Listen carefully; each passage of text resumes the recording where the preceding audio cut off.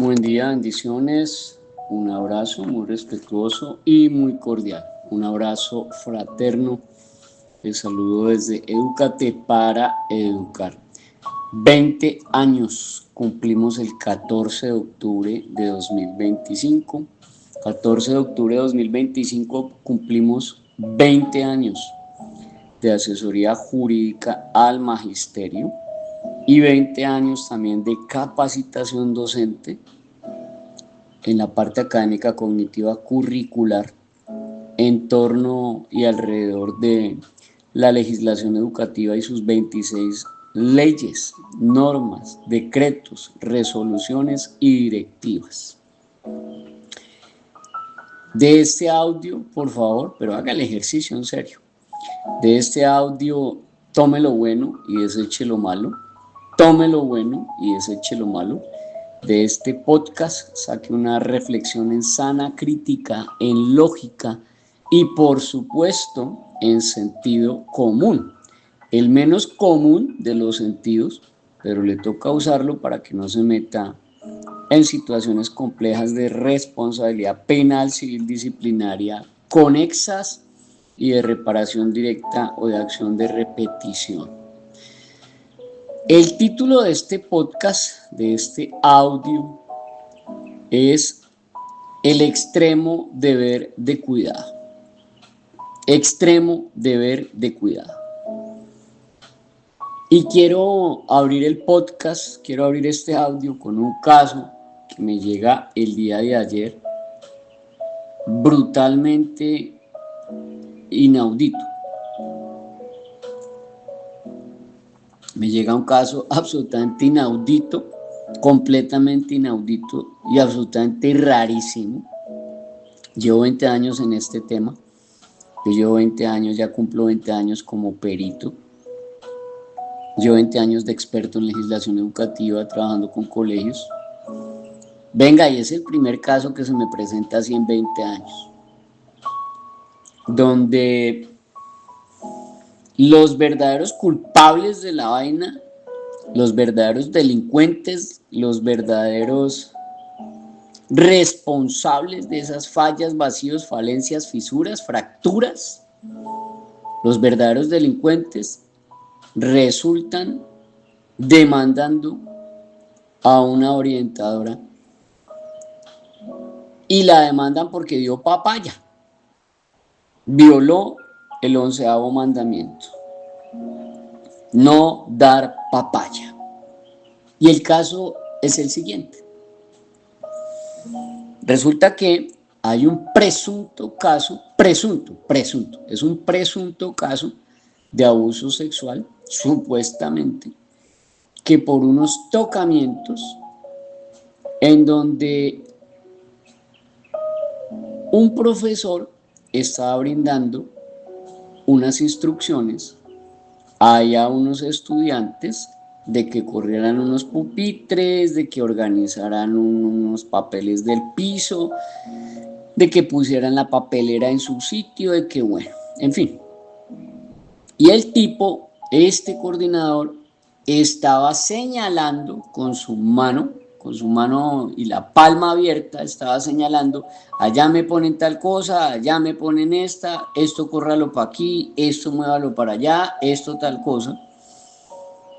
Y en ese movimiento de brazos y en ese movimiento de señalar hacia dónde tenían que correr las cosas y dónde colocarlas y hacia dónde tenían que organizar, pues va entrando tarde al salón la niña disruptiva que cambia de novio como cambiar de medias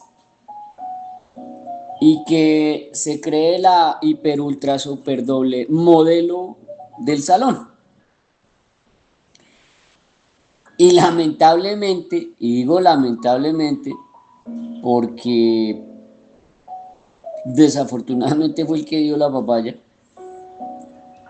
este coordinador que está dando las indicaciones, lamentablemente, le roza o le toca un seno a esta estudiante que se cree la hiper, super, ultra, mega, doble modelo del salón, una niña de 13 años, que a sus 13 años ya cambia de novio como cambiar de medias, y por supuesto no tiene novio ahí en su grado noveno, sino que le gusta meterse con los de grado 10º y 11.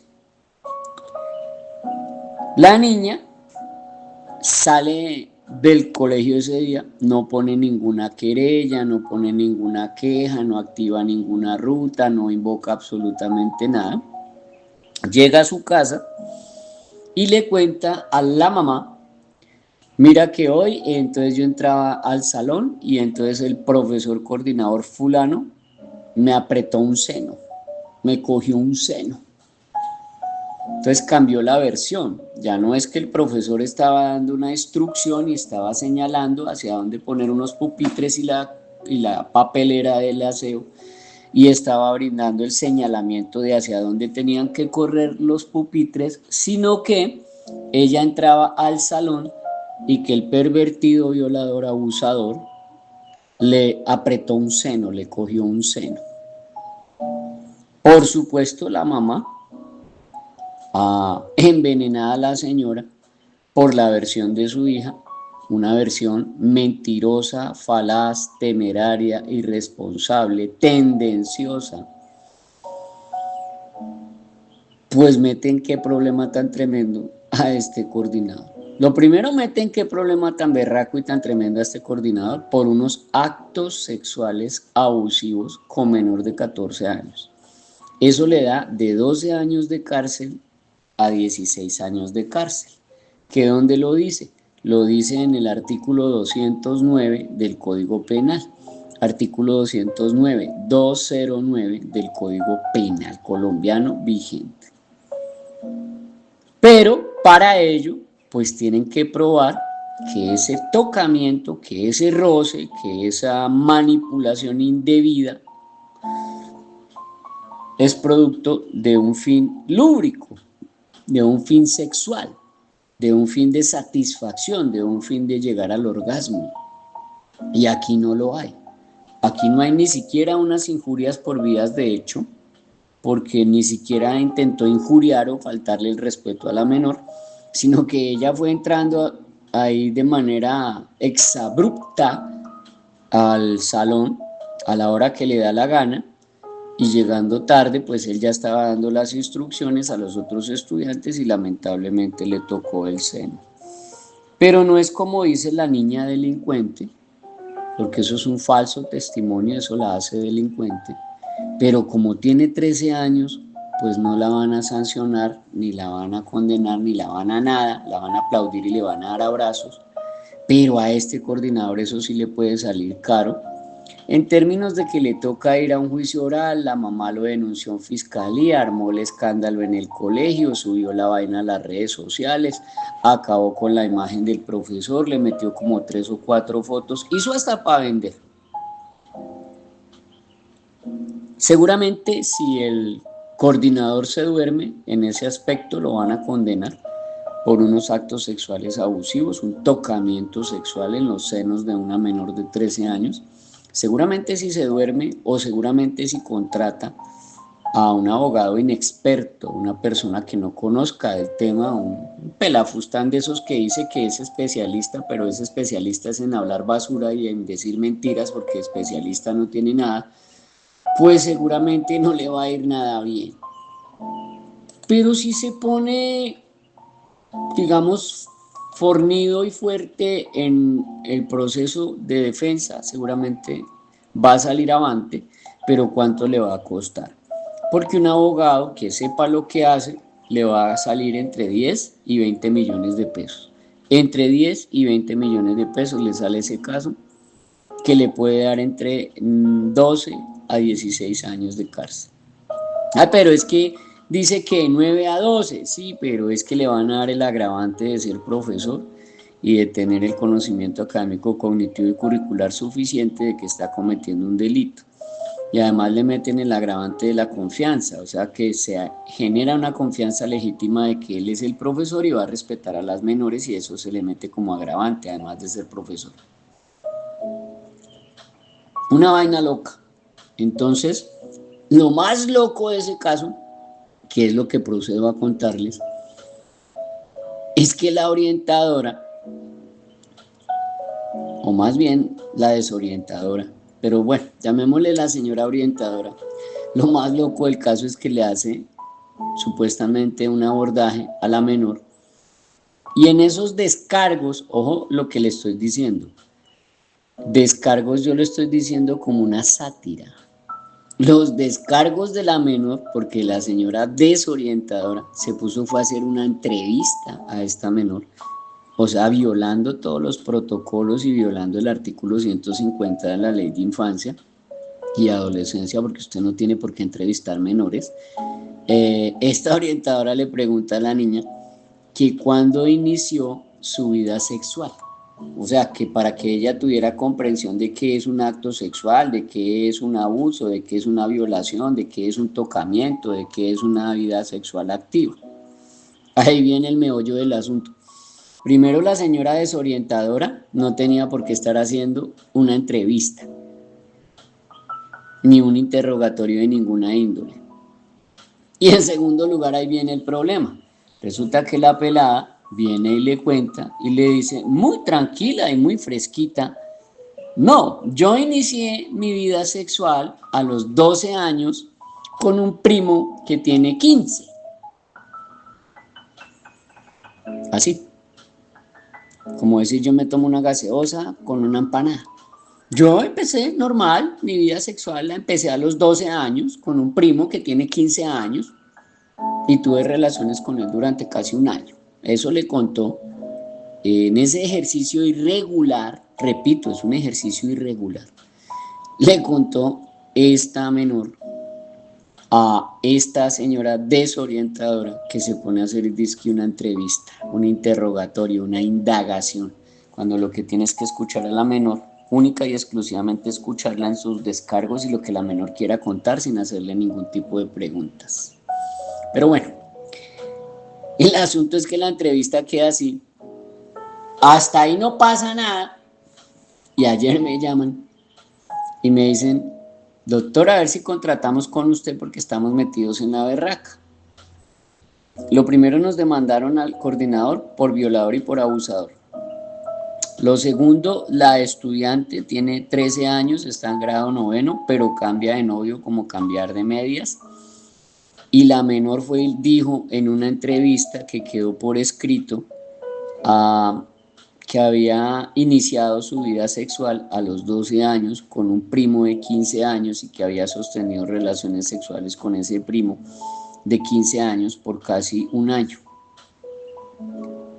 La señora desorientadora tomó apuntes y nota de esa situación y transcurridos 3 meses vienen los papás de la niña, que son los verdaderos delincuentes, son los verdaderos delincuentes. Y van y denuncian estos dos verdaderos delincuentes porque son los cómplices por omisión de este abuso sexual de este menor de 15 años contra su hija cuando ella tenía 12 años, durante casi un año, o sea, un abuso sexual en acceso carnal con menor de 14 años en concurso homogéneo sucesivo. Homogéneo es el mismo delito y sucesivo es varias veces en el tiempo. Y vienen y denuncian a la orientadora que porque la orientadora, habiendo tomado nota de esa situación, transcurridos 3 meses, la orientadora no denunció a este delincuente violador y abusador.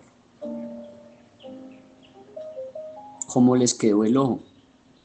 El papá y la mamá de esta niña, que mete en tremendo lío y en tremendo problema a este coordinador, ahora resultan demandando también al coordinador y también a la orientadora, porque la orientadora no denunció al sobrino que empezó su vida sexual con su propia hija de 12 años, teniendo 15 años. Una maravilla.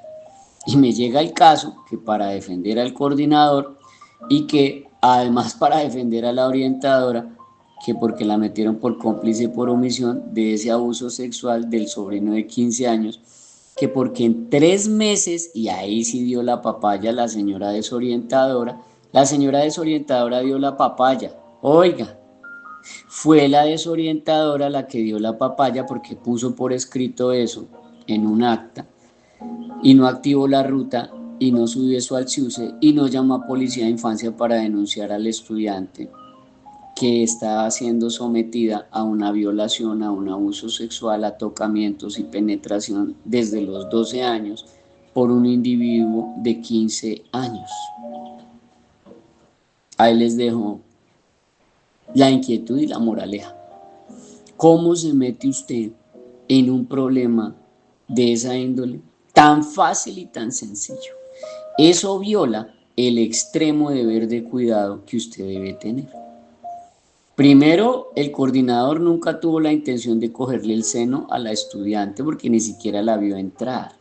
Ella entró intempestivamente al salón porque llegó tarde con sus dos compinches, con sus dos compañeras, con sus dos amigas y se cruza por el frente del coordinador cuando él ya había hecho el movimiento de señalar en dónde tenían que poner unas sillas y la caneca de la basura y lamentablemente le roza, le toca el seno a esta estudiante con la palma abierta, pero porque estaba mostrando el lugar en donde deberían poner unos pupitres y una cesta de basura.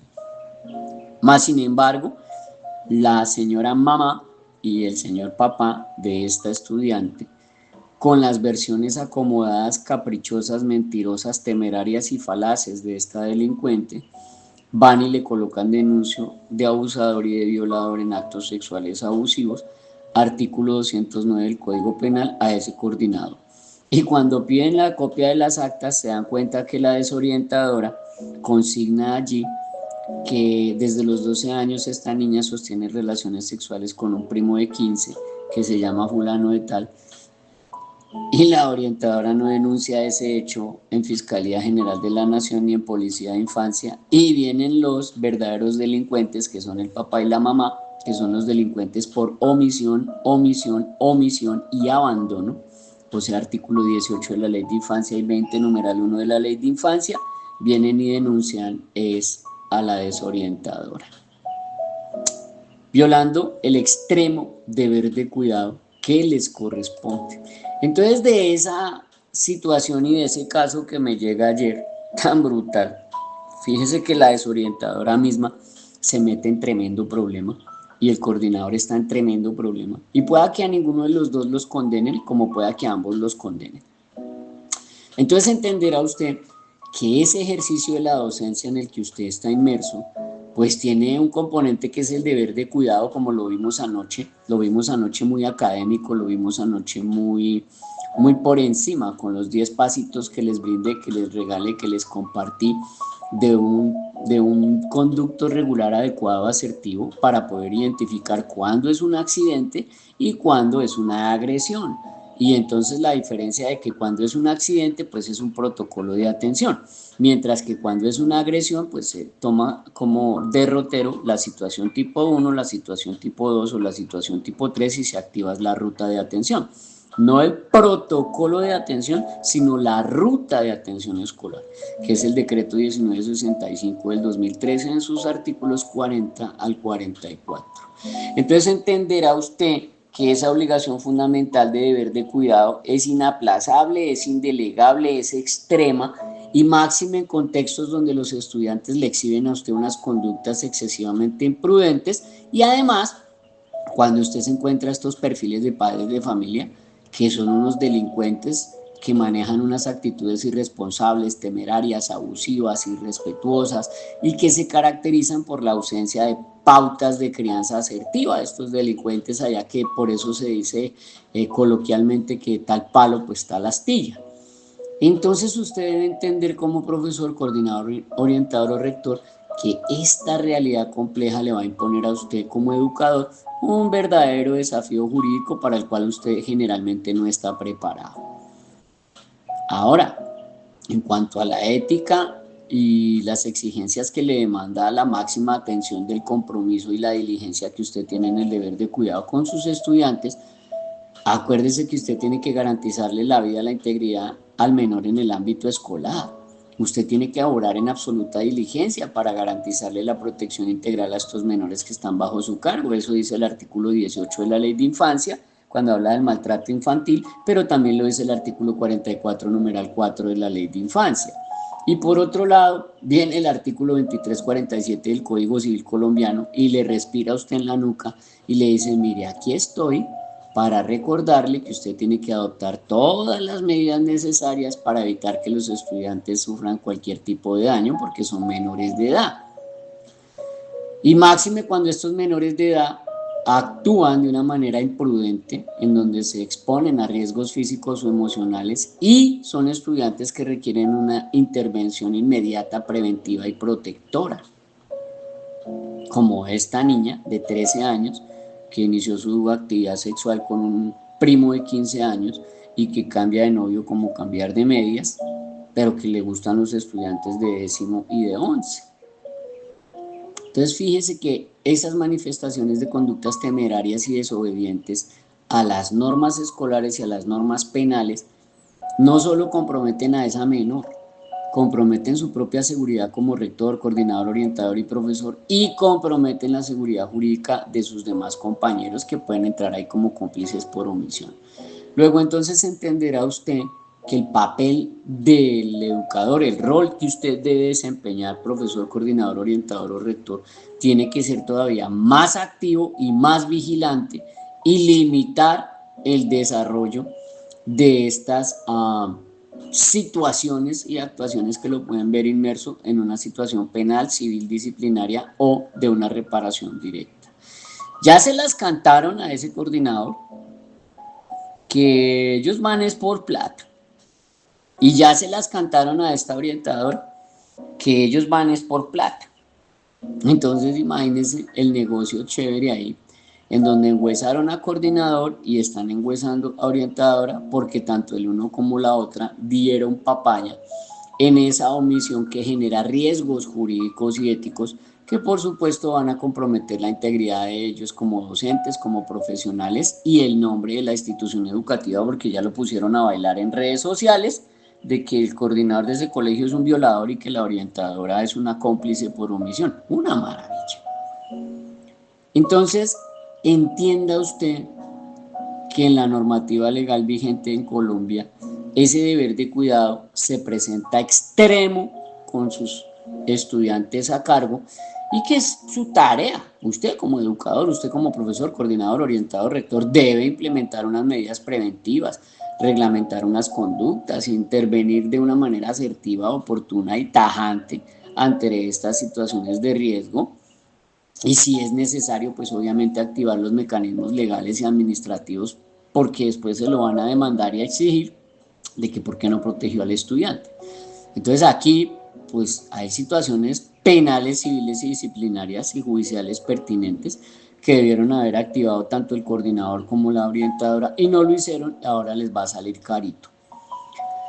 Y pues finalmente entender que la responsabilidad que ellos manejan y que usted maneja también por ser un docente que es mayor de edad y cuida menores, pues le implica un compromiso que es constante, que no es cuando a usted se le dé la gana. Que no solamente usted los va a formar académica, cognitiva y curricularmente, sino que esa formación continua también tiene que ir en el aspecto de protección infantil, de manejo de conflictos, de estrategias pedagógicas del respeto y el cuidado, de la seguridad y el desarrollo integral del menor, pues obviamente, además del ámbito escolar, en el tema de la parte erótico-sexual, de su manejo del cuerpo, de sus relaciones con los demás pares. Entonces siempre se tiene que proteger y buscar el bienestar del menor y sobre todo restablecer las pautas de crianza adecuadas porque pues imagínense este par de padres de familia delincuentes, este par de delincuentes son cómplices por omisión de que su hija arranque a sostener relaciones sexuales a los 12 años con un primo de 15 años. Son cómplices por omisión. Pero vienen por la cabeza de la orientadora porque la orientadora dio la papaya y se le olvidó denunciar a este violador de 15 años que a los 12 años y durante casi un año sostuvo relaciones con esta menor, dicho por la misma menor. Entonces, como reflexión y como moraleja, Pues mis amados de Dios y mis princesas, a ver, caramba, ustedes como docentes, orientadores, coordinadores y rectores deben entender la importancia extrema de que las normas tienen un carácter inaplazable, indelegable e ineludible y que el deber de cuidado es un imperativo jurídico que trasciende la mera transmisión de conocimientos y la parte académica cognitiva curricular que usted desarrolla con sus alumnos. En un contexto donde usted permite una imprudencia y esa imprudencia se conjuga, se alimenta, se fortalece, se robustece con la irresponsabilidad parental de estos padres de familia delincuentes, omisivos, cómplices, pues usted como educador, además de ser garante y protector del derecho a la seguridad, salud y desarrollo integral de los menores, pues usted se convierte en la ficha para que ellos descarguen sus demandas penales, civiles y conseguir plata. Entonces usted no se puede negar a asumir plenamente esa responsabilidad de deber del cuidado porque vulneraría el marco legal establecido en el Código Civil y obviamente en el Código de la Infancia. Y además usted violaría y compromete pues la dignidad humana y el principio constitucional del interés superior del menor y de la prevalencia de sus derechos, o sea, el artículo 44 de la Constitución y el artículo 8 de la Ley de Infancia y Adolescencia. Por eso mi consejo es que de una manera ineludible e inexcusable, usted actúe docente, coordinador, orientador, rector, con diligencia, hermano. Mi princesa, con diligencia. Que sean proactivos y comprometidos ustedes y que además, oiga, sean conscientes y sean personas cautas y sean personas que tienen sentido común para tomar decisiones en términos del deber de cuidado, porque acuérdense que el deber de cuidado es un mandato que es inexcusable, indelegable, inaplazable. Y allí es donde se sostiene la confianza y la legítima confianza y la confianza social que los padres de familia depositan en usted como educador. Y se supone que la escuela es un espacio seguro y formativo. Pero si usted no lo demuestra, pues se va a meter en unos problemas, en un baile complicado. Como ya hicimos la capacitación en términos de la parte académica cognitiva curricular y los pasos y los 10 parámetros y pautas la hicimos anoche, gratuita, absoluta, total y radicalmente gratuita la hicimos. 609 personas nos acompañaron, 609 docentes nos acompañaron, estuvo chévere la vaina. Recuerde que el próximo viernes, el próximo viernes 11, pasado mañana, 11, a las 7 de la noche y desde las 7 hasta las 9 de la noche voy a abordar 3 casos que tienen en cárcel o que pusieron a reparar colegios de una manera brutal, o sea, que ya fueron a Consejo de Estado o que ya estuvieron en Corte Suprema de Justicia y que les pegaron una apretada a estos colegios y a estos profesores de una manera brutal. No solamente el caso de Sergio Urrego es ícono en ese aspecto. Voy a tratar y trabajar un tema de un colegio privado que se llevó unos estudiantes para un paseo y se ahogaron 2. Y eso tiene de cárcel 5 años a la rectora y les tocó pagar casi 1.200 millones de pesos al colegio. O sea, vender el colegio y quedaron debiendo para pagar esos 2 muertos. Y de otros casos en los cuales nosotros generamos también la alerta desde lo que dice la Corte Suprema de Justicia y el llamado de lo que genera la Corte Constitucional en ese aspecto. Entonces voy a estar 2 horas el próximo viernes, desde las 7 de la noche hasta las 9 de la noche, con esos 3 casos, explicándole el extremo deber de cuidado que usted debe tener con estos estudiantes. Los interesados les cuesta 100.000 pesos asistir a estas 2 horas de capacitación, 100.000 pesos. Pero si usted pertenece a la membresía que nosotros tenemos del canal de YouTube y usted pagó sus 200.000 pesos de membresía por el año, pues le quedan la mitad, o sea, solo paga 50.000 pesos. Los que tienen membresía de 1,5 millones entran de manera gratuita, pero se tienen que inscribir, y los que tienen membresía de 4 millones de pesos pueden ingresar 4 personas por cada colegio. 4 personas por cada colegio. Entonces, los interesados, 305-416-0114. 14. Muchas bendiciones.